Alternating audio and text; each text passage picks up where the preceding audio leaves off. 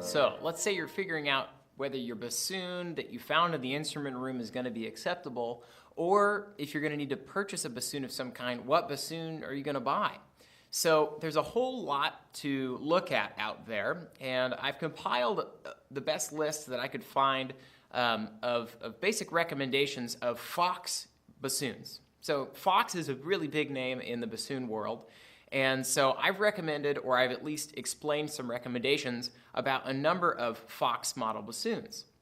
And my hope is that by studying that and getting a sense of the various ranges and series that Fox has to offer, you can then go anywhere and ask for a comparison, if need be, to a certain model Fox bassoon that seems to be seems to have the things that you're looking for. Any secondhand bassoonist is going to have Fox bassoons that have come to them before and probably be familiar with them, and big name manufacturers are going to know the comparison to those Fox bassoons. So you can take a look below. The basic distinctions are we've got plastic instruments and we've got wooden instruments. And plastic has come a long way, so it's not necessarily true that wood is always better than plastic. Depending on your needs, especially durability and the school setting, a plastic bassoon can be totally acceptable. But just keep in mind there are a few details to look for on these instruments as you go to buy them. One of those details is the high D key. And so for a high school level bassoonist, it really is helpful for them to have that optional high D key. And many bassoons come with it, and any private instructor will be really glad to see that their student has a high D key if they're using a school instrument.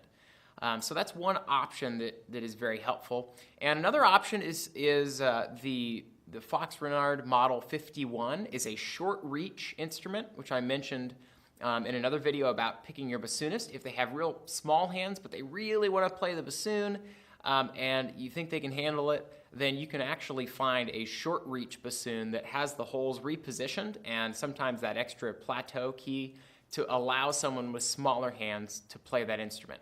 Keep in mind though that that instrument is not going to be suitable for high school students simply because they almost always are going to have appropriate sized hands by the time they get to that level.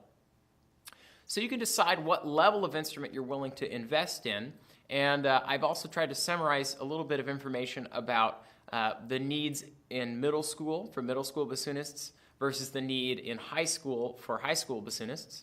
And the bottom line with purchasing instruments is that at some level you get what you pay for.